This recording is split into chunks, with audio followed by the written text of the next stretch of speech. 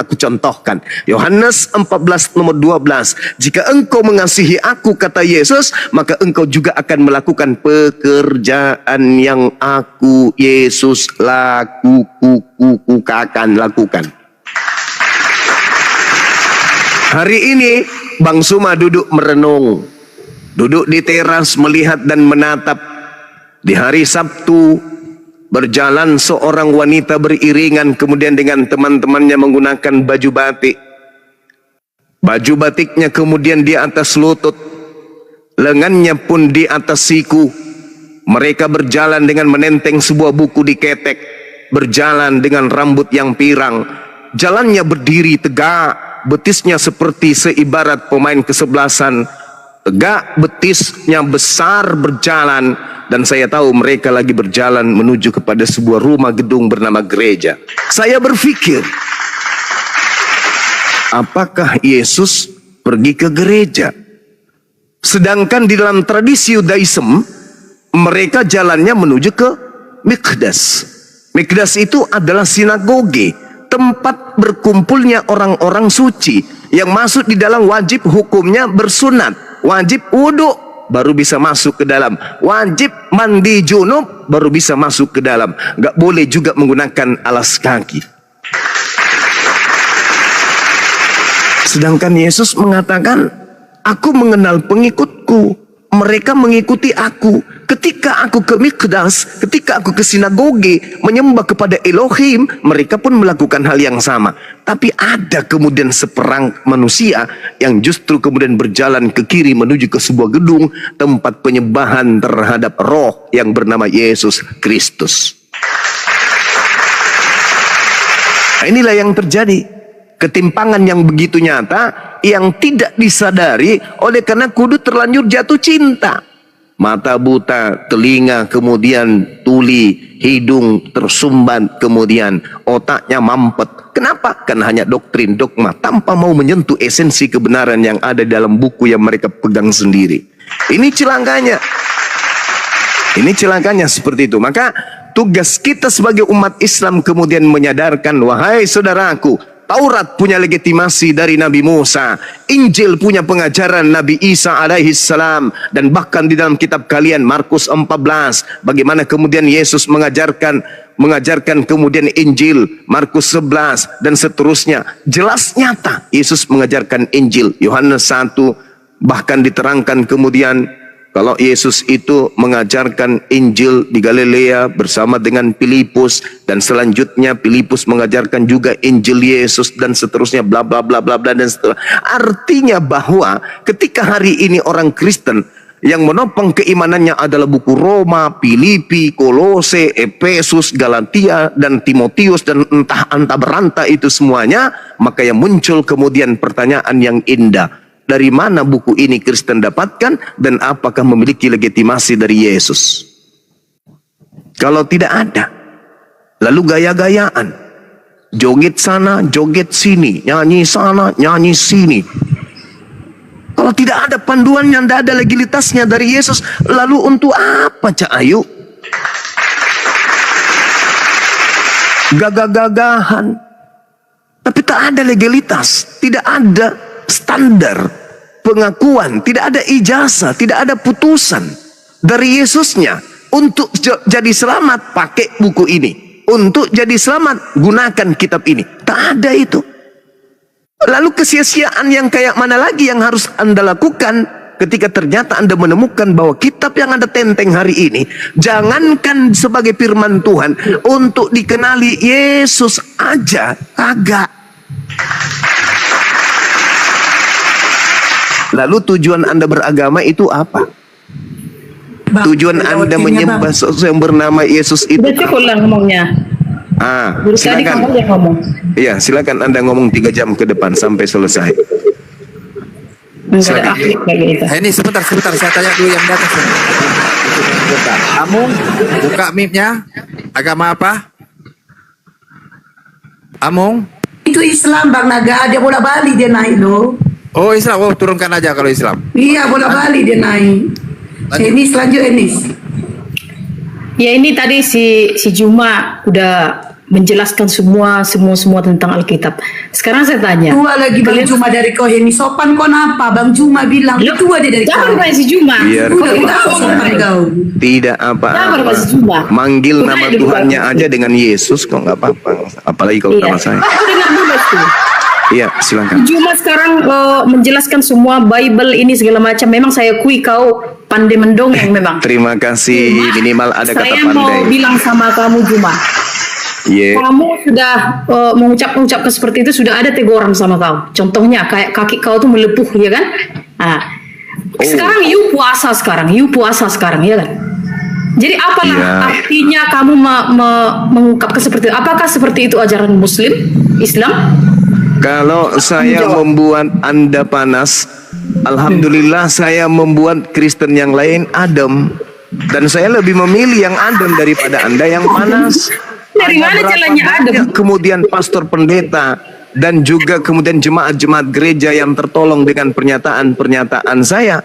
Tugas Iya. Anda membantah pernyataan saya ketika keliru. Jangan Saya Anda tidak perlu curhat. membantah kamu, Tak bagus. karena kamu terlalu pintar mendongeng. Oh, berarti benar dong. Saya tidak suka Berarti mendongeng. ucapan saya kemudian pintar, Mau- tapi karena mau Anda bilang menolaknya, saya. kemudian Anda mengatakan itu dongeng. Tidak apa-apa. Anda mengatakan saya pelintir, tidak apa-apa. Saya baca data, saya baca Bible. Dengan kata lain, Anda mengatakan Bible Enggak, Anda itu enggak, dongeng. enggak, Terima enggak. kasih. Nah, kalian itu identik dengan data, surga, akhirat, itu aja. Jadi saya udah Oh, paham Yesus dengan juga Alkitab. begitu. Nah, Yesus juga mau- mengatakan itu. mau kau bahwa bilang orang Yesus, beragama Yesus, itu Yesus harus kau bilang. berdata. Nggak boleh tidak. Apapun Harus yang kau berdata bilang orang beragama tentang itu. Yesus, Di dalam pengakuan Yesus Matius 5 nomor 20. itu nggak penting saya dengar. Kata Matius Yesus, 5, Matius jika 6 nggak hidup, penting. berarti kitabmu tidak penting. Kenapa kitabmu tidak penting? Karena sejatinya kitabmu itu bukan firman Tuhan untuk Ya. duduk sebagai firman Tuhan. Jangankan firman Tuhan untuk duduk sebagai firman Tuhan. Jangankan firman Tuhan untuk duduk sebagai firman Tuhan. Untuk dikenali sama Yesus aja kagak kitab kamu itu. Kau tuh candu gimana? Candu kau sama agama. Jadi wajar ketika Agama kamu itu tidak tahu kau cinta gimana? kepada Biblemu. Agama itu hanya Wajar kalau ciptaan kamu tidak manusia, paham bukan isi kau. Biblemu. Karena di Kau situ tidak Anda bukan sadar agama. bahwa Bible Anda itu bukan firman Tuhan, bahkan untuk duduk sebagai kitab yang memiliki legalitas dari Yesus aja kagak. Wajar kalau Anda benci Bible. Wajar. Tak masalah. Sampai-sampai yang kusampaikan Anda katakan dongeng. Iya kan? Padahal yang kuberitakan ini adalah sebuah kebenaran.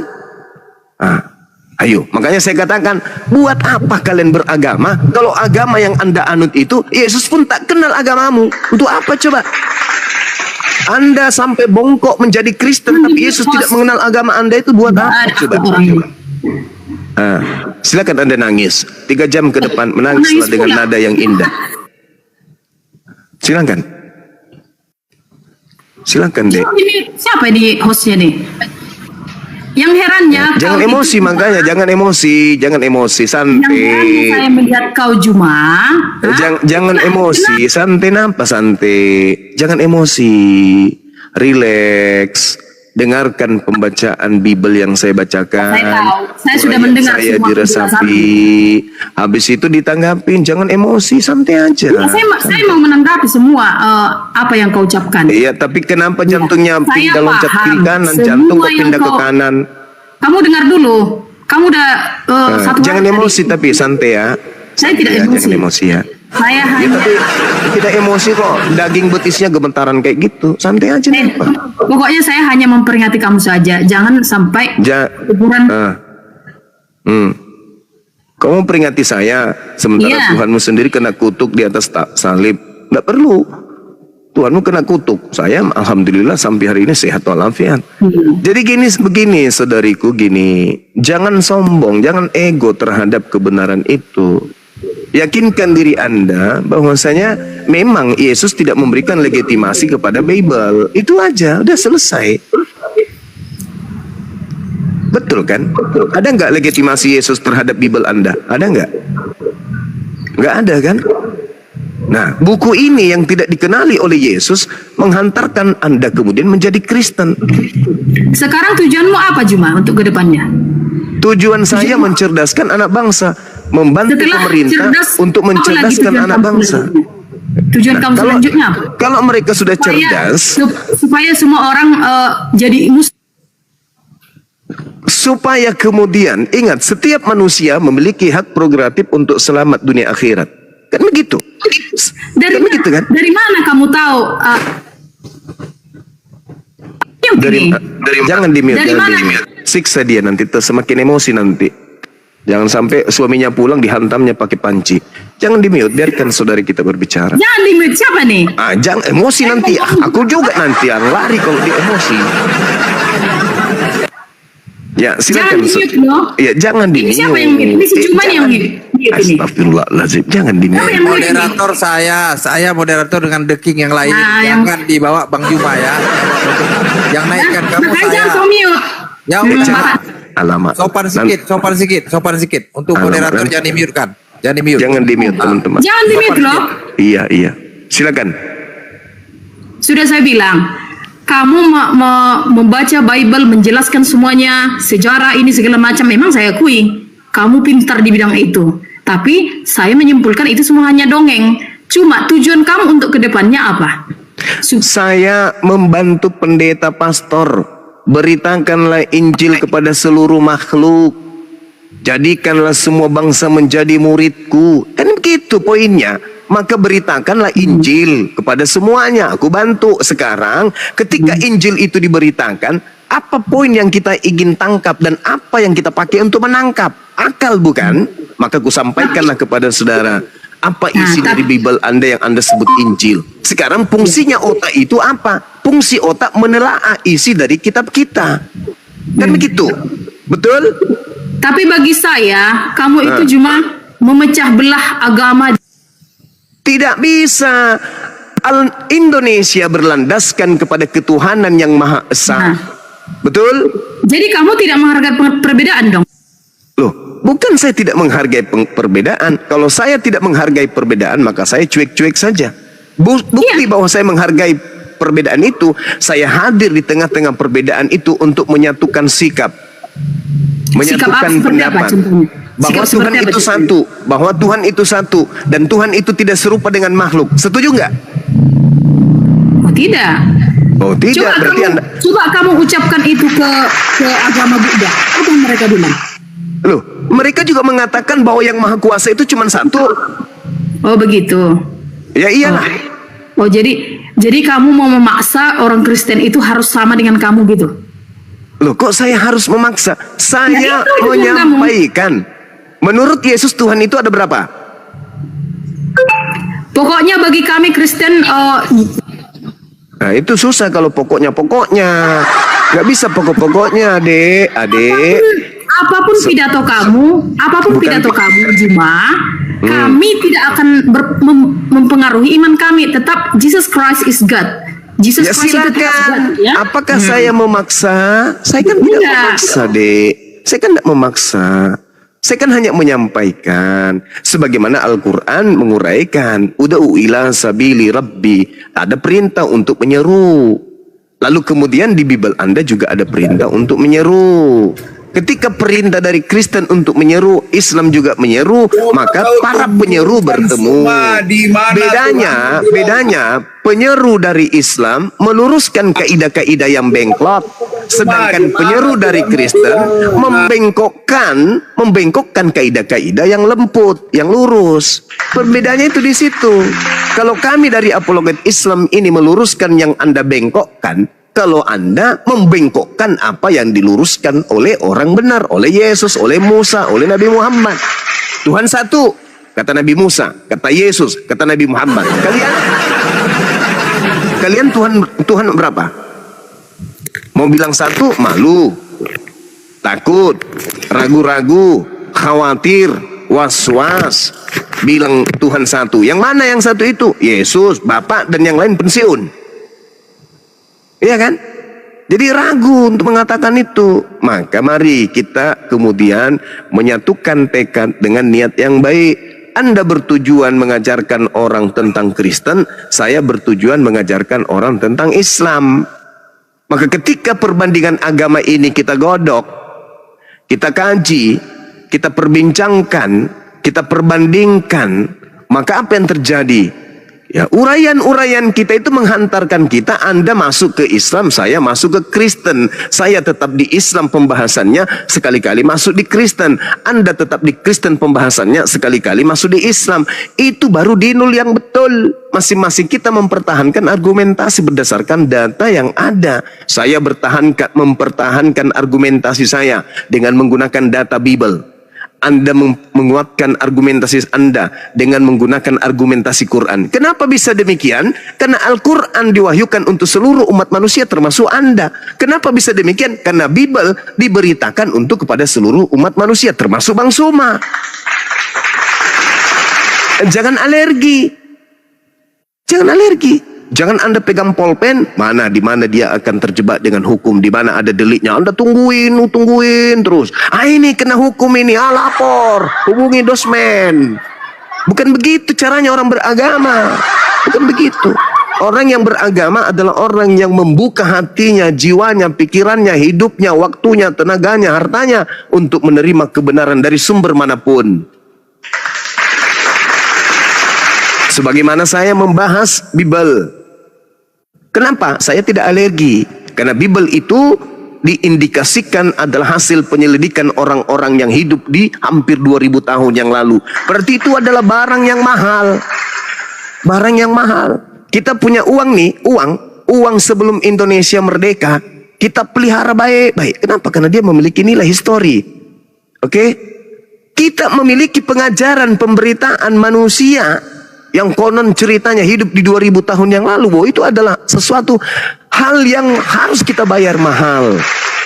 Maka saya pribadi, ya kemudian merasa terpanggil untuk mempelajari berita-berita yang dihasilkan 2000 tahun yang lalu. Sayangnya berita-berita itu tidak memiliki legitimasi dari Yesus yang namanya seringkali dan acapkali ada di dalam buku tersebut. Sayang sekali. Berbeda dengan Nabi Muhammad SAW memberikan legitimasi terhadap kitabnya. Berbeda dengan Nabi Musa alaihissalam memberikan legitimasi terhadap kitabnya. Yesus tidak memberikan legitimasi terhadap kitab Kristen. Ini yang disayangkan. Ini yang disayangkan. Seperti itu ya, teman. Silakan dilanjut. Izin menyapa, Bang. Roy Ten. Iya. Roy Ten. Ya. Nora, Agama. Selamat siang, Bang Roma dan semua yang lain, Bang Faruk juga ya. Saya Kristen. Iya. Santun kita ya, Bang. Santun ya, Bang. Ya, jangan kayak tadi itu. Ya. Saya senang Cuma sekali. jangan memanaskan juga, Bang ya. Nanti kompor meledak, Bang. Hari ini saya lihat Bang Juma cukup esensi ya. Saya salut dengan apa yang disampaikan. Cuman biasanya Bang Juma ini Tuhan oten miskin. Kalau kita maksudnya Yesus, kira-kira ini Bang Juma tahu ini siapa yang menuliskan ini, Bang Juma? Saya masuk sedikit. Ini bukan Atau judul Bang Juma, Ya. judulnya Bang Faruk. Kita tidak bahas judulnya. Silakan dengan Gurunda. Ini judulnya Bang Faruk yang punya room ya. Lanjut. Ya, biasanya yang saya lihat kan Bang Juma menolak apa yang ditulis Paulus karena ini memang tulisan Paulus gitu. Itu maksud saya.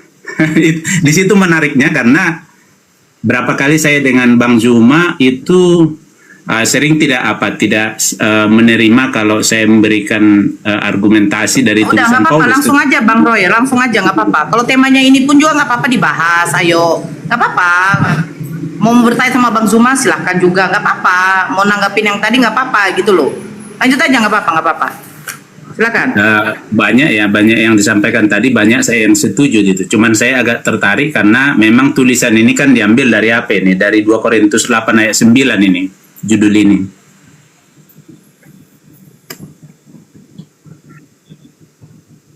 Ya, terus Bang. Iya, Kalau- menurut saya Ya, itu benar ya. Yesus itu miskin, tetapi maksudnya dia miskin agar kita kaya. Itu sebenarnya maksudnya di sana. Uraiannya seperti apa itu Bang? Hubungannya dia miskin agar Anda kaya itu maksudnya gimana? Oke, jadi misalnya kan di sana 2 Korintus 8 ayat 9 dikatakan begini. Karena kamu telah mengenal kasih karunia Tuhan kita Yesus Kristus, bahwa Ia yang oleh karena kamu menjadi miskin, sekalipun Ia kaya, supaya kamu menjadi kaya oleh karena kemiskinannya. Artinya saya lihat itu menjadi judul yang bersesuaian. Jadi yang di sana yang dia maksud itu karena dia dari atas ya. Dari atas datang menjadi ngambil rupa hamba, artinya itu kan menjadi miskin gitu. Tetapi kita yang hamba yang sudah berada di dalam dosa, artinya dalam kemelaratan karena memang ada bahaya hukuman karena dosa. Nah, itu sebenarnya yang buat dia harus datang. Kira-kira begitu maksudnya Bang Juma. Iya. Yang pertama, Bang, kalau di dalam Al-Quran berbicara mengenai pencipta langit dan bumi, surah Fatir ayat 15, Bismillahirrahmanirrahim, Ya ayuhan nasu antumul fuqara ilallah, wallahu wal ganiyul hamid. Wahai manusia, kamulah yang memerlukan Allah, dan Allah dialah yang maha kaya, yang tidak memerlukan sesuatu, lagi maha terpuji. Kalau saudara mengatakan Tuhan Anda miskin, sayangnya di dalam Filipi 4 nomor 19 nomor 20 di situ diterangkan bahwa Allah Tuhanku akan memenuhi segala keperluanmu menurut kekayaan dan kemuliaannya, sebab Allah itu maha kaya. Ini Allah maha kaya berdasarkan Filipi. Bahkan dalam kitab Kejadian bertaburan dalil di dalam kitabnya orang Yahudi yang menceritakan bahwa pemilik langit dan bumi itu adalah maha kaya, maha besar, maha berkuasa dan seterusnya. Tapi yang di Kristen Tuhannya Yesus bahkan untuk sekedar makan pun dia harus mengutuk pohon ara. Kemudian di dalam Lukas 24 ya harus minta makanan, maka dikasihlah kemudian ikan goreng. Ini sangat-sangat tidak serasi dengan pemikiran kita manusia bahwa Tuhan itu kok seperti itu keadaannya. Tapi nggak apa-apa, Bang. Itu kan kaidah iman. Iman Anda mengatakan itu, hanya saja kalau bertabrakan dengan kitab sendiri kan itu jadi berabe jadinya.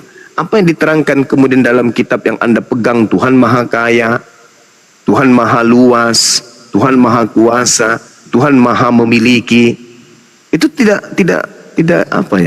confident dengan apa yang Anda sembah hari ini. Nah itu, Allah adalah pemilik langit dan bumi dan apa yang ada di antara keduanya. Tapi sekedar untuk makan saja, dia harus mencari buah ara, di mana buah ara tidak berbuah pada masa itu karena memang bukan buah ara, musim buah ara. Untuk mengetahui bahwa itu musim buah ara atau bukan pun dia minim pengetahuan. Dan itu adalah sembahan saudara. Nah saya tahu Anda akan mengatakan, oh Tuhan saya pada saat itu sedang berpura-pura menjadi manusia. Padahal sebenarnya aslinya dia itu adalah Tuhan. Kan Anda ingin mengatakan itu bukan? Enggak. Benar enggak? Bukan itu. Iya silakan. Ya, jadi memang seperti tadi Bang Juma berpikir saya mengatakan itu. Tidak, saya tidak mengatakan itu, tetapi dalam pengenalan saya yang tidak lengkap, ternyata saya berpikir begitu. Tetapi memang saya menyadari sekarang untuk mengenal dia harus memiliki pikiran dia gitu. Jadi, nah itu yang saya lihat di sini dalam pandangan tadi pun yang saya baca dari 2 Korintus 8 ayat 9, sebenarnya bukan dia miskin meskipun dia kaya gitu maksudnya. Jadi bagaimana maksud itu? Itu yang saya maksud. Dia kan dari atas. Artinya seperti Bang Juma tadi, ya dialah pemilik langit dan bumi. Nah, tetapi mengapa dia datang mengambil rupa seorang hamba tadi? Maksudnya di situ pandangan miskinnya. Karena memang itu yang apa? Kan nanti kalau kita sambungkan misalnya dengan seperti jemaat di Laodikia, ketika jemaat itu suam-suam kuku untuk percaya kepada dia, diperingati mereka karena mereka sudah menjadi kaya di dunia ini, lalu mereka merasa makmur di dunia ini, mereka nyaman, mereka berpikir mereka sudah berkat yang sesungguhnya itu mereka sudah terima, tetapi justru dikatakan kamu kaya padahal kamu miskin. kamu berpakaian padahal kamu telanjang gitu. Belilah emas yang tidak akan binasa daripada aku, kata Yesus. Jadi maksudnya apa itu emas yang tidak akan binasa itu? Nah, ada pandangan, bukan pandangan sebenarnya. Dikatakan begini dalam pernyataan bagaimana pada akhirnya kita mengerti di mana harta. Dikatakan begini, di mana hartamu berada, di situ hatimu berada. Jadi kalau hartamu di dunia ini, maka hatimu di dunia. Dan kamu akan mendapatkan hal-hal yang dari dunia. Tetapi kalau hartamu tersembunyi di sorga, maka hatimu di sana. Kira-kira gitu maksudnya Bang Juma. Dalam dua pandangan ini, memang pandangan kita Yesus itu seperti tadi ya, bahwa dia miskin benaran gitu. Dalam pandangan dia misalnya tadi sampai lapar, sampai ya bukan hanya lapar sih, sampai maksudnya dia menderita, bahkan bukan hanya menderita. Bang Juma tadi sudah sampaikan bahwa dia mati terkutuk. Mengapa begitu? Miskin sekali. Bukan hanya miskin, mengapa sampai begitu? Nah, itu yang kita maksud tadi esensi.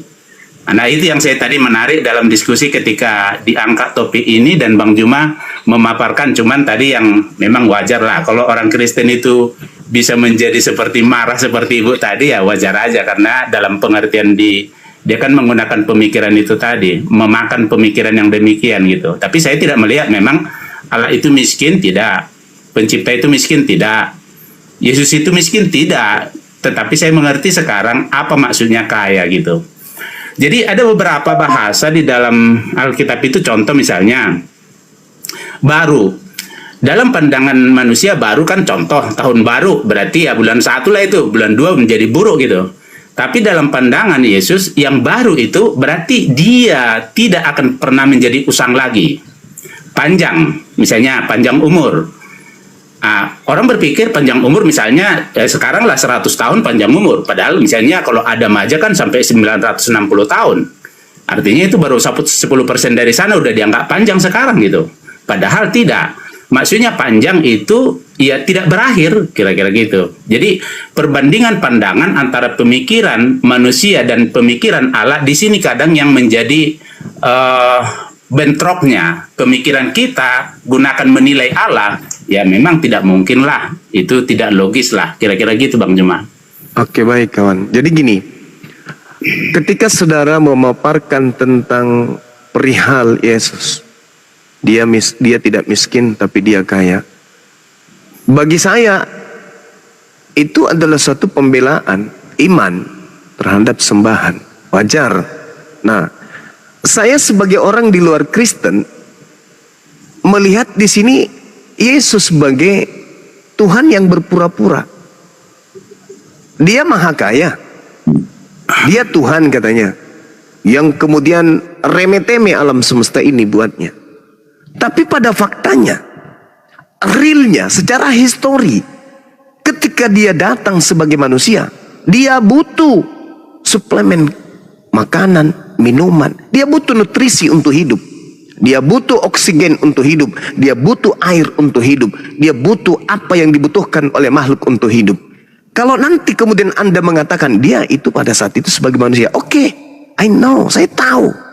Tapi permasalahannya adalah, apakah Tuhan Anda sedang berpura-pura? Sedang bersandiwara? Sedang memainkan lakon? Dia sebagai aktor? Ini penting untuk kita tahu. Apakah Yesus yang Tuhan Anda itu sedang berpura-pura? Kalau dia sedang berpura-pura, dengan kata lain dia sadar kalau dia sedang membohongi manusia. Ucapannya sah, ucapannya valid, ucapannya tidak diragukan. Aku tidak dapat berbuat apa-apa dari diriku sendiri. Barang siapa yang menolak ucapan Yesus ini, maka dia kufur, ingkar terhadap ucapan Yesus. Dia tidak percaya kepada Yesus. Permasalahannya sebaliknya. Jika percaya kepada ucapan Yesus ini dan ternyata dia adalah Tuhan sebagaimana iman Kristen, maka Kristen terjebak di dalam kebohongan yang ada terbungkus kepura-puraan Yesus. Pantaskah Tuhan berpura-pura? Pantaskah Tuhan bersandiwara? Pantaskah Tuhan berbohong di hadapan ciptaannya? Ini masalah yang sangat kompleks. Di saat dia mengatakan aku tidak dapat berbuat apa-apa dari diriku sendiri dan dia adalah Tuhan, maka dia bohong. Gugur kemahasucian, tak layak jadi Tuhan karena dia pendusta. dia pembohong. Tetapi jika ucapannya itu sahih, ucapannya itu valid, maka gugurlah kekristenan tersebut. Kenapa? Karena dia memaksakan manusia yang tak dapat berbuat apa-apa untuk menjadi Tuhan, yang memang Tuhan itu skala prioritas yang maha kuasa. Maka muncul apa yang terjadi hari ini. Orang Kristen diwajibkan berbohong di depan umat Islam agar oknum makhluk yang lemah bisa nampak seakan-akan menjadi Tuhan. Itu keadaan yang kompleks, Bang. Tapi ketika Yesus itu jujur, maka jelas dia bukan Tuhan. Ketika dia berbohong, berpura-pura, maka dia pun tak layak dituhankan, kan dia adalah pendusta. Hendak kemana kita pergi? Sedangkan berbicara mengenai harta duniawi, Yesus berpesan di dalam Matius 6. Anda boleh lihat di data Matius 6 nomor 19 dan seterusnya. Janganlah kamu mengumpulkan harta bumi. Di bumi mengengat dan karat merusakkannya, dan pencuri membongkar serta mencurinya. Ini nasihat untuk pendeta dan pastor untuk jangan mengumpulkan perpuluhan. Tetapi kumpulkanlah bagimu harta surga. Muncul pertanyaan. Umat Islam bergemuruh sedunia bertanya, apa itu harta surga? Mobil, sertifikat tanah, rumah yang mewah, atau apa? Ujung-ujungnya kemudian rupa-rupanya yang disebut harta surga yang tidak ngengat dan tidak karat dan tidak dirusak kemudian oleh pencuri dan tidak dibongkar kemudian oleh pencuri, bahkan untuk dimakan rayap pun tidak, itu adalah amalan soleh. Kemana muaranya? Ketika berbicara mengenai amalan soleh, kemana muaranya? Karena Yesus di dalam Ibrani 5 nomor 7 juga disebut sebagai orang yang soleh. Kemana muaranya? Janganlah kamu mengumpulkan harta bumi. Jangan kamu mengumpulkan harta di dunia ini, karena ngengat dan karat akan merusakkannya, pencuri akan membongkarnya. Tetapi kumpulkanlah bagimu harta jannah. Harta jannah apa itu? Amalan-amalan soleh, amalan-amalan soleha. Sayangnya muara itu ada di Islam dan tidak ada di Kristen. Kristen, mohon maaf nih 1 menit. Kristen harus disibukkan dengan pola kebohongan. Maafkan saya, izinkan saya berbicara seperti itu. Kenapa? Ketika Yesus ditemukan tidak berdaya, maka bohongnya muncul. Oh, dia pada saat itu sebagai manusia. Bohong. Ketika kemudian Yesus mereka sembah jadikan Tuhan, oh dia adalah kepenuhan keilahian. Bohong. Siang malam kalian disibukkan untuk berdusta, berbohong, berpura-pura dan seterusnya. Apakah itu adalah teladan dari sosok yang kalian sembah? Datang ke dunia berpura-pura jadi manusia, ternyata dia adalah Tuhan. Apakah seperti itu? Atau ini adalah doktrin dan dogma yang dihasilkan dari pemikiran-pemikiran ahli filosofi, orang-orang yang berfilsafat, orang-orang yang menginginkan kemudian nenek moyang mereka punya sembahan langgeng sampai akhir dunia? Ataukah ini adalah kerja iblis? Karena Yesus itu tidak mungkin berbohong. Yesus itu jujur dalam menyatakan sikap, menyatakan perkataan dan perbuatan. Tapi kenapa orang yang mengaku pengikutnya kok pelin-pelan? Kadang Tuhan, kadang manusia, kadang dia miskin, kadang dia kaya. Padahal polanya kemudian adalah yang diminta oleh Yesus, perbanyaklah harta surga. Kalau harta surga ingin diperbanyak, maka manusia harus digiring kembali kepada hukum-hukum Tuhan. Jangan ini, jangan itu, jangan ini, jangan itu, jangan ini, jangan itu, jangan makan ini, jangan minum itu. Kalau itu ditundukkan hati kita untuk taat kepada perintah itu, maka itulah buah-buah daripada amalan soleh. Itulah buah-buah dari harta surga. Tapi sayangnya Paulus kemudian menghantarkan orang Kristen menganggap itu adalah tinja skubalon. Hukum-hukum yang menghantarkan Bani Israel mendapatkan hadiah buah-buah surga justru dianggap sampah, dianggap tinja. Dalam bahasa Yunaninya Paulus mengatakan itu adalah sampah, skubalon, tinja. Hukum Taurat itu adalah tinja, itu adalah sampah yang sekarang adalah beriman kepada Yesus Kristus. Lalu mana harta surganya?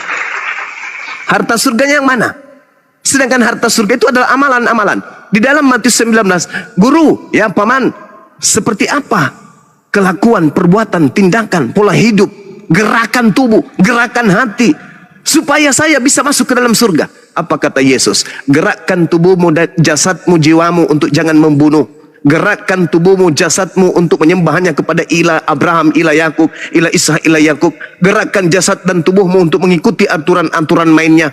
Taati perintahnya, jauhi larangannya. Artinya ketika Yesus berpesan dalam Matius 23 nomor 1 nomor 2, itu yang harus dijadikan sebagai lakon dalam kehidupan. Jangan kau ikuti ahli Taurat dan orang-orang Yahudi, kata Yesus beserta orang Farisi. Muridnya berkata, kenapa bisa guru? Mereka menghafalkan, mereka membaca, mereka mengetahui, tetapi hanya berkata-kata, tidak mempraktekkan. Jangan kau ikuti itu. Permasalahannya sekarang, Kristen hanya mampu berbicara tentang Taurat. Kristen hanya bisa kemudian menenteng buku yang isinya terjemahan dari Taurat. Tetapi 1000% Kristen tidak menjalankan hukum Taurat itu sendiri. Bedanya orang Farisi apa? Memegang Taurat tapi tidak menjalankan Taurat. Bedanya orang Farisi apa? Kristen ketika diperintahkan dalam Keluaran 20, jangan ada ilah lain di hadapanku. Maksudnya, jangan ada ilah selain ilahnya Nabi Musa. Hari ini Kristen membuat ilah baru yang datang kepada Paulus. Akulah Yesus Kristus. Itu ilah buatan Paulus itu sendiri, bukan ilahnya Nabi Musa. Saya kira begitu kawan. Jadi ketika dikatakan perbanyaklah harta surga, maka harta surga itu adalah amalan soleh, amalan soleh, amalan soleh. Bukan kemudian ya hanya di dalam hati, kemudian serba rohani, sunat rohani, ibadah rohani, nyanyi rohani, nanti makannya juga makan rohani. Saya kira begitu, silakan. Terima kasih Bang Juma. Itu apa ya, maksudnya cukup teratur, tetapi karena panjang saya tidak tahu maksudnya nanti apa bisa menanggapi banyak hal ya disampaikan itu. Nah, saya setuju. Memang ketika melihat itu di dalam kekristenan sekarang, saya tidak bisa juga berkata bahwa kalau dia Kristen dia pengikut Yesus gitu. Saya tidak bisa berkata itu juga. Karena memang berbeda ya, agama Kristen dengan pengikut itu beda. Seperti Bang Juma sampaikan, sebenarnya pengikut itu melakukan apa yang dikerjakan oleh tuannya gitu. Itu pertama dulu. Jadi saya tidak pernah lagi maksudnya memandang orang atau bertanya kepada orang agar saya mengenal dia gitu, tidak. Karena memang saya sudah mengerti sekarang, tanpa diberitahukan kepada kita, tanpa ada pertolongan dari atas, sebenarnya kita tidak mungkin mengenal dia yang datang dari atas. Itu sudah ditulis. Nah, itu sebabnya saya juga tadi tidak juga harus bertanya lagi kepada pendeta untuk mengenali itu. Nah, saya setuju itu. Nah, tentang remeh-temeh gitu, memang tadi Bang Juma sudah seperti mengunci.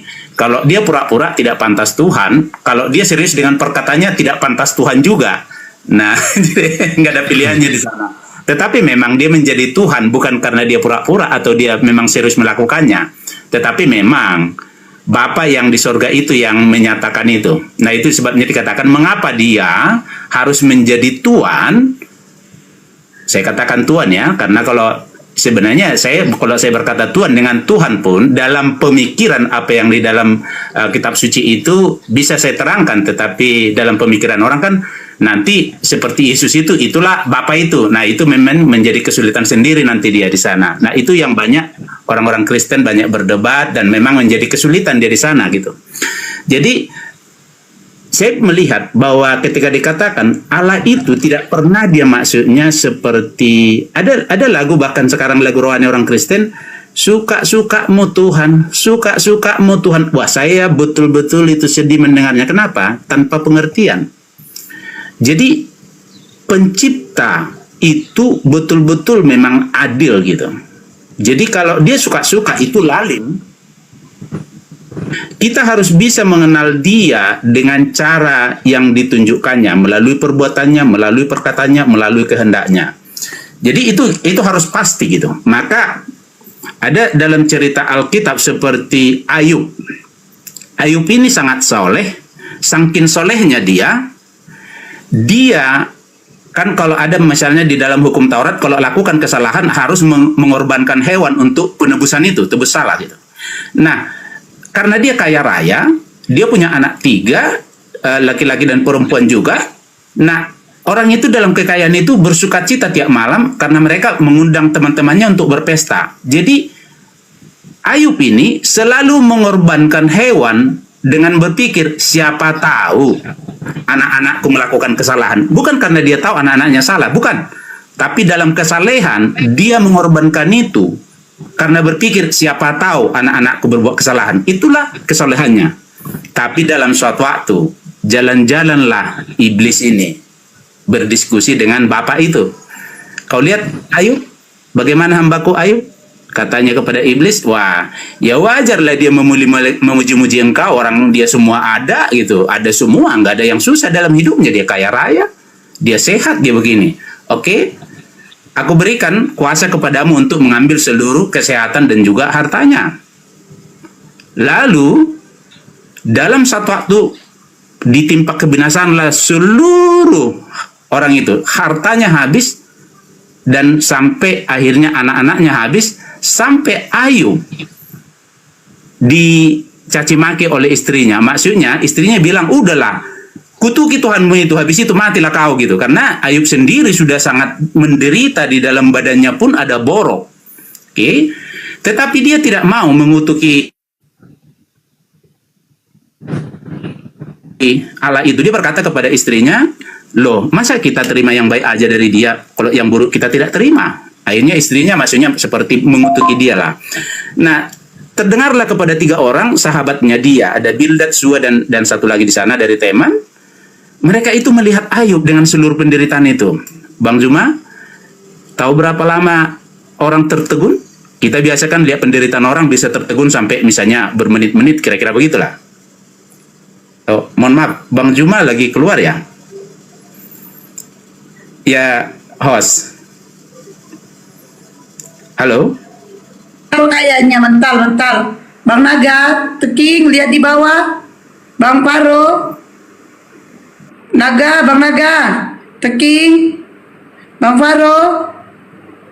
Kalau itu kayaknya kena tombak kayaknya.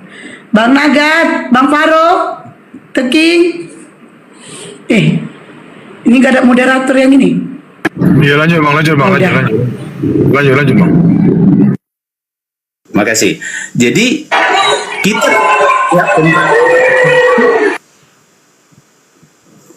kita bisa tertegun karena melihat penderitaan itu. Nah, ini sahabat-sahabatnya nih 3 hari 3 malam tertegun melihat betapa penderitaan itu. Setelah 3 hari 3 malam baru mereka mulai bisa berkata-kata. Ketiga sahabat ini berkata kepada Ayub bahwa kau pasti melakukan yang salah. Allah itu tidak pernah salah menghukum. Allah itu baik. Allah itu, mereka memuji-muji Allah dan menyalah-nyalahkan Ayub. Nah, singkat cerita, Ayub berkata, saya tidak salah.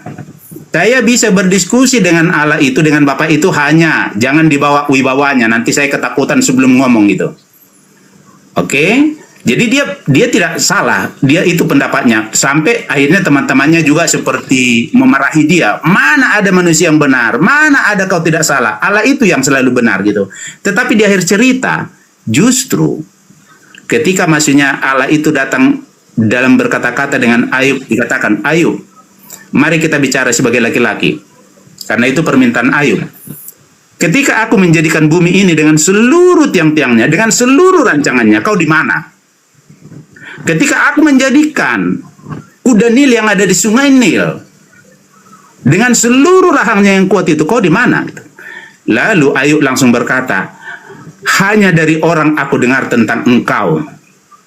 Hari ini aku Poinnya tidak bang, poinnya bang, abangku, poinnya. Poinnya di sana. Lanjut. Ya, poinnya. Kesalehan Ayub itu betul seperti yang abang itu bilang tadi, bahwa kesalehan itu betul, itu gambaran. Nah, poinnya ternyata Allah itu yang kita bilang, sering orang bilang itu suka-suka, ternyata tidak. Dia hanya bertanya kepada Ayub, langsung Ayub merasa, wah ternyata aku tidak mengenal engkau. Saya tidak buka mulut. Nanti di akhirnya bahwa akhirnya 3 orang yang menyembah Allah berkata Allah itu baik, Allah itu dipuji, tetapi menyalahkan Ayub justru tidak diterima. Bahkan Allah berkata, kalau hambaku Ayub tidak berdoa tentang kamu, aku tidak terima, kira-kira begitu. Artinya Allah itu ada hukumnya gitu. Kalau kita menyembah Allah atau memuji Allah bukan dalam dasar yang sudah Allah tentukan, nah itu pun menjadi sia-sia. Dalam Alkitab ada 2 kebenaran Allah biar terjadi. Pertama, dengan hukum Taurat, melakukannya tepat seperti itu. Persoalannya, hukum Taurat itu, bagaimana kebenaran hukum Taurat? Orang yang melakukannya, maka dia akan hidup. Itu kebenarannya. Persoalannya tidak ada rupanya orang Israel sendiri pun gagal dalam menaati seluruhnya tepat seperti itu. Artinya mereka ada bersalah. Tetapi kebenaran yang kedua, percaya kepada perbuatan Allah. Bagaimana perbuatan Allah agar kita menerima kebenaran itu? Nah, itu tadi Bang Juma sering sampaikan, iman. Jadi iman kepada perbuatan Allah itulah yang membenarkan orang. Jadi kalau dikatakan dibenarkan bukan karena benar, tapi karena saya percaya kepada Allah, hal itu dihitung Allah sebagai kebenaran. Ini bisa dilihat sama dengan ketika dia memberikan janji kepada Abraham, dikatakan oleh keturunanmu semua bangsa mendapat berkat, lalu Abraham pun percaya. Hal itu dihitung Allah sebagai kebenaran. Jadi sebenarnya Abraham belum berbuat apa-apa, tetapi dia percaya walaupun dia udah 100 tahun, istrinya sudah sudah mati haid dan sudah 90 tahun. Jadi secara logika tidak ada jalannya lagi punya anak, tapi dikatakan Abraham pun percaya. Hal itu dihitung Allah sebagai kebenaran. Jadi kebenaran Abraham adalah karena dia percaya. Kebenaran yang sama seperti tadi di awal Bang Zuma sampaikan, apakah perkataan dalam Matius 28 ayat 18 sampai 20 bagaimana Injil itu disebarkan ke seluruh bumi, itu perkataan Yesus? Ya, itu perkataannya. Karena dengan begitulah orang dengar, karena dengan dengarlah orang bisa timbul percaya. Karena dikatakan iman timbul dari pendengaran akan firman Tuhan. Jadi ketika iman itu timbul, hal percaya itu dihitung Allah sebagai kebenaran. Kira-kira gitu Bang Juma. Oke, baik. Ya, jadi poinnya kemudian bahwa Yesus yang berkata, kepadaku telah diberi kuasa. Menghadirkan kemudian pertanyaan yang tadi bergulir kembali. Kalau Yesus ini diberi kuasa, lalu siapa yang memberikannya kuasa? Kalau dia ini adalah Tuhan, berarti dia adalah Tuhan yang diberi kuasa. Oleh siapa? Layakkah Tuhan diberi kuasa? Kalau dia layak diberi kuasa, dan dia benar-benar Tuhan, maka yang memberinya kuasa justru harus Tuhan yang jauh lebih senior daripada dia sendiri. Maka kalau ini terjadi, maka gugurlah kemudian Tuhan itu gugurlah sumpah Nabi atau hanya oleh Tuhan yang jauh lebih kuat. Makanya saya bertanya, apakah Yesus ini berpura-pura atau serius? Seriuskah dia di dalam pengakuannya? Seriuskah dalam perbuatan dan tindakannya? Atau dia hanya berpura-pura? Dia berkata, aku tidak dapat berbuat apa-apa. Dia berkata, aku was-was, aku ketakutan. Ngantuk dia, tidur dia, lapar dia. Apakah semua itu adalah kepura-puraan? Atau justru hukum biologis yang mengikat dia secara kodrawi? Yang tidak bisa kemudian Yesus berkuasa melepaskan diri dari kodrat itu. Artinya Yesus terikat oleh hukum waktu. Dia berada pada zona makhluk. Benarkah Tuhan berpura-pura jadi makhluk? Benarkah kemudian Tuhan ini berpura-pura menjadi ciptaan? Atau memang itu adalah keadaan yang sesungguhnya? Nah, ini yang perlu dipahami dan dipahamkan. Karena kalau kita berbicara mengenai intisari dari segenap ajaran Kristen dari mula-mula sampai hari ini, Yesus datang sebagai manusia yang tadinya adalah Tuhan. Berarti 33 tahun Tuhan berpura-pura. Penguat daripada kepura-puraan Tuhannya dari saudara kita Kristen, itu bisa kita lihat dalam 2 Tawarik 7 nomor 14. Kaitannya dengan doktrin Kristen. Dan umatku yang atas namaku disebut merendahkan diri, berdoa, mencari wajahku, lalu berbalik dari jalan-jalannya yang jahat, maka aku akan mendengarkan dari surga. Aku akan mengampuninya dari surga. Dosa-dosa mereka aku pulihkan, negeri-negeri mereka aku pulihkan. Ini, kalau Yesus itu benar-benar Tuhan yang datang ke atas muka bumi mengambil rupa manusia untuk menebus dosa manusia, untuk mengampuni dosa manusia di atas tiang salib, maka nyatalah Yesus ini adalah Tuhan yang berpura-pura. Sehingga hal yang dilakukan datang menjadi manusia itu banyak merugikan keadaan. Satu, yang paling fatal yang dirugikan oleh kepura-puraan Tuhannya Kristen bernama Yesus adalah perawan yang bernama Maria. Kedukaan, kesakitan, aib, kesedihan, kejatuhan kodrat, dipandang remeh, disudutkan, itu dialami oleh seorang perempuan perawan. Dirobek selaput darahnya, hanya sebuah kepura-puraan. Lalu yang diuntungkan adalah para pesina, para pelacur, perampok, pelakor, Dracula, apalagi kanibal. Itu yang diuntungkan dengan kepura-puraan Tuhan. Maka yang beruntung adalah pelaku maksiat. Kenapa? Dengan berpura-puranya Tuhan menjadi bukan Tuhan, dosa-dosa mereka diampuni kemudian. Padahal dalil lebih dulu menerangkan 2 Tawarik 7:14, dan umatku yang atas namaku disebut merendahkan diri, berdoa dan mencari wajahku, lalu berbalik dari jalan-jalan yang jahat, maka aku akan mendengar dari surga dan mengampuni dosa mereka dari surga, dan telah memulihkan negeri-negeri mereka. Kalau Tuhan ternyata mampu mendengarkan doa dari surga, kalau Tuhan ternyata mampu mengampuni dosa-dosa manusia dari surga, dan Tuhan kemudian mampu melakukan apapun dari surga, lalu buat apa dia merugikan seorang wanita perawan bernama Maria? Dan apesnya, Tuhanku adalah anakku sendiri, anakku adalah Tuhanku sendiri, aku lebih tua daripada Tuhanku, dan Tuhanku kemudian adalah anak bayi yang kususui, yang kusuapin, yang kucebokin, yang kumandiin. Lalu setelah dia dewasa, aku harus tunduk berserah diri menyembah kepada anakku sendiri yang adalah Tuhanku sendiri. Lalu buat apa otak ini disimpan? Kenapa kita enggak dijadikan seperti hewan aja? Seperti kambing, seperti kera, seperti monyet, supaya ini kita tidak protes.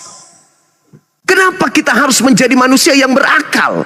Sehingga nilai-nilai yang muncul kemudian menjadikan objek yang tidak rasional, menjadikan sebuah nilai yang tak bernilai, menjadi sesuatu yang tidak berwarna. Ketika akal mencari ketukan-ketukan kebenaran itu, tapi kebenaran itu hanya sebuah kepura-puraan.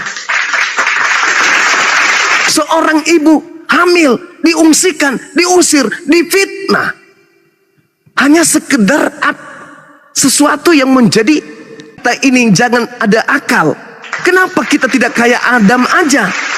Mereka telanjang ria, bisa menikmati makanan-makanan apapun selain daripada yang satu itu.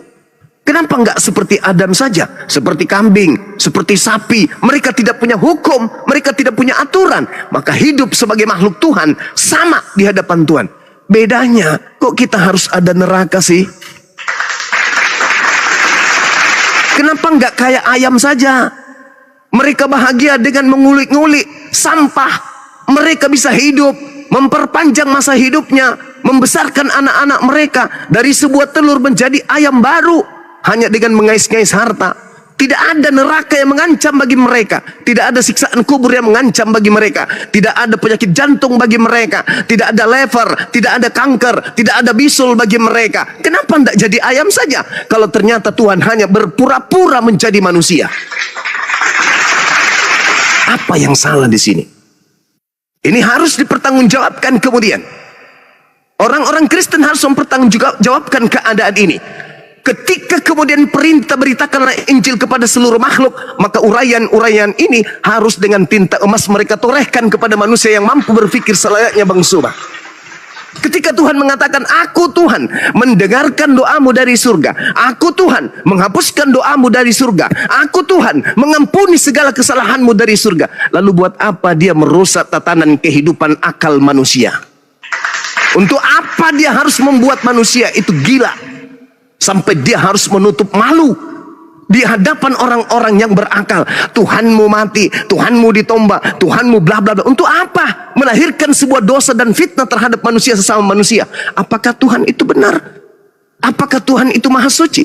Apakah Tuhan itu maha pengasih? Apakah Tuhan itu maha penyayang? Ketika ternyata akal hanya digunakan sebagai aksesoris biasa. Manusia berakal mana yang bisa menerima Tuhannya jadi bayi? Manusia berilmu mana yang bisa berfaedah ilmunya ketika dikatakan Tuhannya kemudian dibunuh oleh ciptaannya sendiri? Untuk apa jadi manusia jika diperhadapkan dengan keadaan yang tidak rasional? Buat apa ada akal sebagai cahaya rasio jika ternyata rasio itu menghantarkan kita seperti hewan yang tak berdaya? Kenapa nggak jadi kucing saja? Kenapa nggak jadi ayam saja?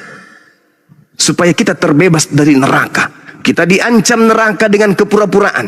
Ternyata engkau Tuhan, tapi ketika engkau hidup, kau tidak mencerminkan sebagai Tuhan.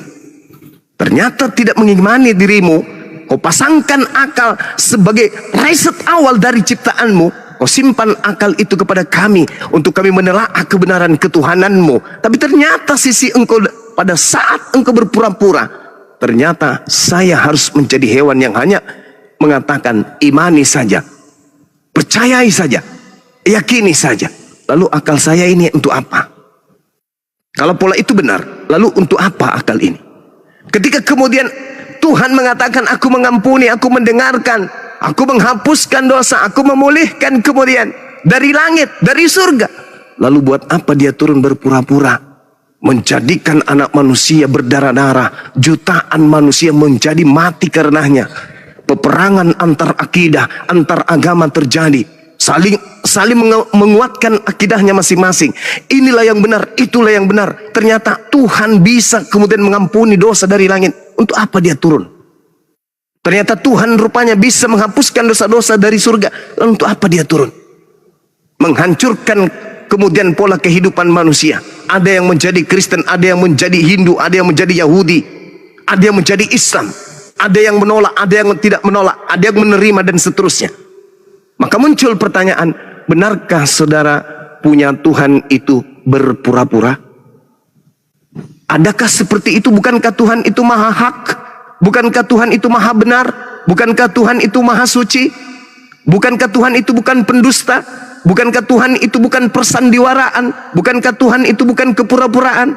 Bukankah Tuhan itu maha pengasih? Bukankah Tuhan itu maha penyayang? Lalu apa yang dipertontonkan ini sekarang? Ketika dia mampu mengampuni dari langit, dari surga, ketika dia mampu kemudian menghapuskan dan mendengar doa-doa dari hambanya yang ada di bumi sampai ke surga, lalu buat apa dia datang ke bumi menjadi bayi? Buat apa? Nah ini saudara, buah pikiran yang harus kita renungkan. Bahwasanya akal menjadi penopang kehidupan kita sebagai pemimpin di atas muka bumi ini tentu tidak bertentangan dengan item-item ketuhanan yang Tuhan gariskan melalui para nabi. Aku Tuhan, aku Tuhan, aku Tuhan, jangan ada yang lain. Tiba-tibanya dia kemudian setelah menghancurkan Sodom dan Gomorrah, setelah menghancurkan Nabi Lot, menghancurkan Nabi Nuh dan kaumnya Nabi Nuh dan kaumnya Nabi Lot, tiba-tiba dia datang menjadi seorang bayi. Ini ada apa? Karena kasihnya, bukankah diteropong oleh kita orang beragama, dia mampu mengampuni dosa, mendengarkan doa di surga. Tidak mesti dia turun ke bumi membingungkan manusia. Saya kira begitu kawan. Ya, mudah-mudahan apa yang saya pertanyakan ini ada jawaban, ada solusi. Apakah Yesus itu Tuhan yang berpura-pura menjadi bukan Tuhan, atau Kristen yang menguatkan kemudian dogma dan doktrinnya agar memberitakan bahwa Yesus itu adalah Tuhan dengan konsep yang tidak rasional? Saya kira begitu. Silakan. Makasih banyak. Silakan Bu. Ya, maksudnya itu baik sekali penelitian yang disampaikan itu. Saya akan di posisi Bang Juma ketika dia berpura-pura, pasti dong. Nah, persoalannya seperti bilang itu tadi, bahkan dia tidak semena-mena gitu. Ketika dia berkata hukum, hukum itu berlaku untuk dirinya dan juga untuk orang gitu. Dia menetapkan hukum dan dia tidak melanggar itu. Itu dia seriusnya. Nah, jadi kalau saya setuju karena tadi Bang Zuma sampaikan di awal, mengapa tidak seperti Adam, telanjang. Tapi mereka tidak malu gitu. Tidak ada kesusahan, tidak ada penderitaan. Tidak perlu bekerja untuk makanan karena tersedia semuanya. Tidak perlu khawatir dengan pencuri, dengan penyakit karena mereka baik-baik aja. Nah, masalahnya di sana memang awalnya Bang Zuma. Ketika Allah menciptakan Adam dalam gambar dan rupanya, di sana ada persekutuan. Tetapi bukan tanpa hukum, karena Allah itu mau juga ditaati. Maka dia beri perintah, hanya satu, tidak banyak. Jangan makan buah pengetahuan itu. Lalu, itulah perkataan, sebenarnya itu, karena dikatakan Allah kalau makan pasti mati. Itu dianggap sebagai hukuman. Karena manusia dalam kehendaknya itu dia berpikir, kehendaknya itu dipenuhi, itu kemerdekaan. Tetapi justru bisa kita lihat nanti bagaimana kita mengenal Allah dari sana. Hukum yang diberikan, jangan makan buah pengetahuan itu karena makan pasti mati. Sebenarnya kalau dibalik begini tuh, agar kamu hidup, kan begitu. Ya, jangan makan. Nah, kira-kira begitu. Di sana ada buah beribu-ribu, banyak sekali buah, semua baik gitu. Hanya satu yang dilarang. Padahal bebas dia makan yang lain gitu. Persoalannya kita tahu dalam cerita kemudian, karena iblis menggoda mereka dengan keinginan mereka itu, dibangkitkan keinginan, dikatakan memang akhirnya mereka tidak mengerti perintah yang mana yang jelas.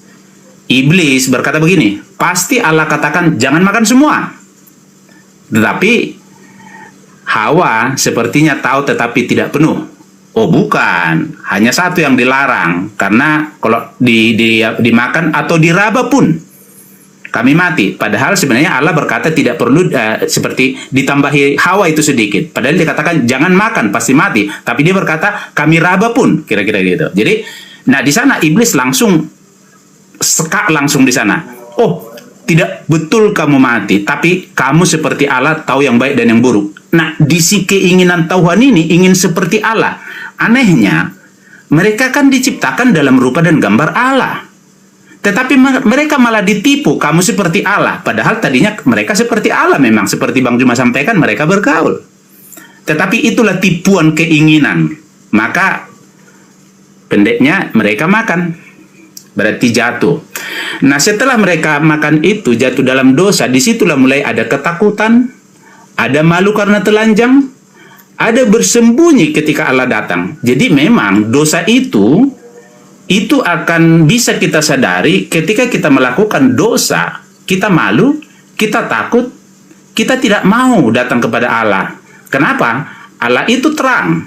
Kita yang berdosa semakin diterangi, semakin jelaslah dosanya gitu. Jadi kita takut itu. Nah, tetapi bagaimana lagi? Karena Allah sudah berkata pasti mati, berarti ada hukuman. Allah tidak boleh mencabut itu. Tetapi di dalam kemurahannya, dia sebenarnya tidak mau Adam itu binasa. Tapi karena pelanggarannya, hukum Allah menetapkan itu. Nah, inilah yang kemudian bagaimana cara Allah memulihkan. Itulah sebabnya tidak berpura-pura, Bang Zuma. Jadi, dikatakan, kalau kita baca Ibrani 1 ayat 1 dan 2 dikatakan begini. Pada zaman dahulu kala, Allah berfirman kepada nenek moyang kita dengan berbagai cara dan bentuk melalui para nabi. Artinya nabi-nabi bercerita tentang bagaimana cara Allah ini nanti menyelamatkan manusia dari hukuman karena dosa gitu. Karena dosa adalah terpisah dari Allah. Artinya pasti di bawah hukuman. Karena hukum Allah menetapkan itu. Nah, harus ada cara di sana. Nah, itu sebabnya Allah itu dengan berbagai cara menunjukkan bagaimana kehendak Allah itu terjadi. Tapi itu zaman dahulu kala yang masih belum jelas. Nah, firman itu kemudian dikatakan pada zaman akhir ini dia berfirman melalui anak satu-satunya seperti itu. Yang dia tetapkan yang berhak atas segala sesuatu yang kehendak Allah itu terjadi. Nah, itu Itulah sebabnya anaknya. Jadi memang ketika berkata, ada di sana istilah anak Allah, ada Bapa. Nah, sekarang orang Kristen kalau Bang Juma bertanya, kemungkinan akan kesulitan menjawab karena dia berpikir Tuhan itu seperti apa gitu. Saya tentu harus meluruskan dulu, karena ketika saya berkata Yesus sebagai Tuhan, saya mengerti maksud begini. Bagi kita hanya satu Bapa, yaitu Allah, yang daripadanya segala sesuatu berasal dan yang untuknya kita hidup, dan satu Tuhan yang olehnya dan karenanya kita hidup. Jadi sumbernya dari Bapa, itu yang kita sebutkan Bapa, yaitu Allah itu atau Theos di sana, dan satu Tuhan atau Kurios, itu Yesus anaknya itu. Jadi memang memahami Tuhan, ketika kita mengasosiasikan itu kepada Bapa pencipta itu, boleh berarti Theos. Tetapi kalau Tuhan dalam artian Tuhan pemimpin atau raja kepada Yesus, nah itu maksudnya satu Tuhan. Itu. Jadi itu yang dikatakan di sana. Yang menjadi kesulitan nanti, yang mana Tuhan itu, Yesus itu Tuhan atau Allah itu Tuhan gitu. Jadi karena dia menyamaratakan gitu. Yesus itu maksudnya Tuhan kita ketika kita sudah menjadi percaya. Kalau kita tidak percaya, ya Tuhan kita yang lain dong gitu. Itu maksudnya. Jadi tapi kalau pencipta itu, mau kau percaya mau kau tidak percaya, dia tetap pencipta, nggak bisa diganggu gugat. Kita setuju itu. Nah, tetapi bagaimana kita mengenal dia yang pencipta itu? Nah, tentu seperti tadi, melalui firman-Nya, melalui para nabi, dan sekarang melalui anaknya yang sudah datang sebagai manusia. Nah, itu yang ditulis di Ibrani 1 ayat 1 dan 2. Nah, bagaimana keseriusan ini? Nah, itu sebabnya dikatakan kan, hendaklah kamu menaruh pikiran dan perasaan yang terdapat dalam Kristus, yang walaupun dalam rupa Allah, maksudnya karena dia di atas, tetapi tidak menganggap kesetaraan itu sebagai milik yang harus dipertahankan, melainkan dia telah mengosongkan dirinya, menjadi miskin dia. Dia yang kaya menjadi miskin, mengosongkan dirinya, dan mengambil rupa seorang hamba. Dan dalam keadaan dia rupa seorang hamba, dia sudah mati, dikuburkan, bangkit pada hari yang ketiga. Itulah sebabnya Bapa sangat meninggikan dia dan menganugerahkan dia nama di atas segala nama. Artinya dia menjadi Tuhan. Jadi Yesus menjadi Tuhan atas kehendak Bapa. Tuhan atas siapa? Atas siapa yang menerima beritanya? Yang tidak menerima beritanya, berarti ya bukan dia Tuannya. Nah, itu maksudnya di sana, satu Tuhan atau satu Tuhan, yaitu Kristus Yesus itu, dan satu Bapa, yaitu Allah Theos itu, pencipta itu, yang daripadanya berasal sesuatu, dan yang kepadanya segala sesuatu itu ada. Maka dikatakan, segala sesuatu berasal dari dia, dan oleh dia, dan bagi dia. Jadi, bagi dialah kemuliaan sampai selama-lamanya. Allah itu mau kemuliaan itu bagi dia selama-lamanya. Tapi bagaimana itu terjadi? Berarti kita mengenal hanya dia yang benar, semua manusia salah, semua manusia berdosa. Tetapi dia membenarkan orang karena dia sudah berkata-kata, dan kata-katanya itu sudah menjadi... Bang, gak nyambung bang. Poinnya aja langsung tutup bang. Gak nyambung abang. Poinnya aja langsung bang. Jadi maksudnya saya seperti tadi bahwa kalau dia berpura-pura, ya saya di posisi Bang Juma, tetapi saya tidak melihat dia berpura-pura, itu sebabnya dia menetapkan hukum tadi. Jadi hukum dari Allah itu dia sendiri pun, maka dikatakan Injil itu adalah kekuatan Allah. Jadi dia tidak bisa hanya menghapuskan dosa manusia, tidak bisa. Tidak bisa misalnya hapus dosa, tidak bisa, harus ada dasarnya. Ya dasarnya harus ada, bagaimana manusia itu menerima kebenaran itu terjadi. Nah itu maksudnya, maka dikatakan Injil adalah kekuatan Allah untuk menyelamatkan. Jadi seakan-akan Allah tidak bisa menyelamatkan orang tanpa Injil. Karena itu hukumnya. Kira-kira begitu maksudnya.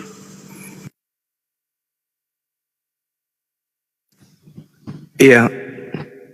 Jadi kalau saudara mengatakan tidak berpura-pura, berarti konsekuensinya Anda harus mengakui bahwa Yesus dan Bapa itu adalah Tuhan dua yang berdiri masing-masing. Yesus adalah Tuhan yang tak berdaya, sedangkan Bapa adalah Tuhan yang maha kuasa. Yesus kebetulan mengakui itu, yaitu bahwa di dalam pengakuannya Yohanes 4 nomor 34, makananku adalah melakukan apa yang diperintahkan oleh Bapa untuk aku kerjakan. Artinya Yesus ini adalah Tuhannya Kristen yang benar-benar ya butuh bantuan dari Tuhan yang jauh lebih besar. Di dalam Kisah Para Rasul 2 nomor 22, yang melakukan apapun yang Yesus lakukan bukanlah Yesus, tetapi Tuhan yang jauh lebih berkuasa. Inilah yang kemudian memberikan upaya kepada Yesus untuk melakukan mukjizat-mukjizat, di mana mukjizat ini yang melakukannya sebenarnya adalah Bapa, tetapi Yesus hanya sebagai perantara saja. Yesus membangkitkan orang mati ternyata bukan sebagai Tuhan, tetapi apa yang dilakukannya itu adalah bantuan dari Tuhan yang jauh lebih besar dari dirinya. Dengan kata lain, Yesus adalah Tuhan junior dan Bapa adalah Tuhan senior, di mana di situ tidak ada kepura-puraan menurut saudara kita, sehingga Yesus adalah Tuhan yang terbatas. Di sini permasalahannya. Keadaan ini menghantarkan kita kepada posisi sama dengan Kristen dengan Yesus yang punya keterbatasan. Kristen mengusung misi untuk menyetarakan pencipta langit dan bumi yang maha kuasa setara dengan makhluk bernama Yesus yang masih menerima kuasa dari sang pencipta yang maha kuasa. Dengan kata lain, saudara Kristen ingin menyamakan Tuhan yang maha kuasa dengan Yesus yang tidak maha kuasa. Kalau kita mencerna lebih jauh, yang ingin menyaingi Tuhan itu iblis. Keadaan sekarang menghantarkan Kristen ingin menyaingi Tuhan dengan tokoh yang mereka usung bernama Yesus. 1 Timotius 2 nomor 5, karena Allah itu esa. Allah itu esa. Esa tentu satu dong. Entitas tunggal yang absolut, yang tak ada duanya dong. Tetapi sangat disayangkan, selain Allah yang esa ini, ternyata Yesus juga esa. Artinya Tuhan punya saingan. Allah atau Elohim yang dikatakan oleh kitabnya orang Yahudi, yang esa tadi, yang ahad, Shema Israel Adonai Eloheinu Adonai ahad. Begitu Kristen terbentuk, dia punya saingan bernama Yesus. Maka ya, saya sebagai Islam semakin kuat, karena ternyata ada kekuatan yang diusung kemudian untuk menjatuhkan posisi Tuhan yang maha suci dengan menyetarakan dengan makhluk yang memiliki keterbatasan. Dengan saudara kita mengatakan Yesus tidak berpura-pura dan dalam keadaan itu Yesus adalah Tuhan, maka saudara Kristen sadar sepenuhnya bahwa Kristen sedang ingin meruntuhkan kekuatan pencipta langit dan bumi dengan menggaungkan kelemahan-kelemahan Yesus yang nyata di hadapan mereka adalah Tuhan itu juga sendiri. Ingat, logika apapun yang Anda usung, narasi apapun yang Anda usung, 1 Timotius 2 nomor 5 jelas di sana ada dua entitas yang sama-sama esa. Yesus esa, Allah juga esa. Yesus esa, hakikat yang mengutusnya juga esa. Maka Kristen terciduk menuhankan dua Tuhan. Satu Tuhan yang lemah, satunya lagi Tuhan yang maha kuat. Tuhan yang lemah menerima kekuatan dari yang maha kuat. Nah ini, mohon maaf, ini saya harus sampaikan karena ini adalah data bahwasanya keadaan ini harus diterima oleh saudara-saudara kita Kristen. Mereka Kristen memiliki dua Tuhan, satu lemah, satu kuat. Saya kira begitu untuk sementara. Tahu kan itu siapa? Malaikat Gabriel.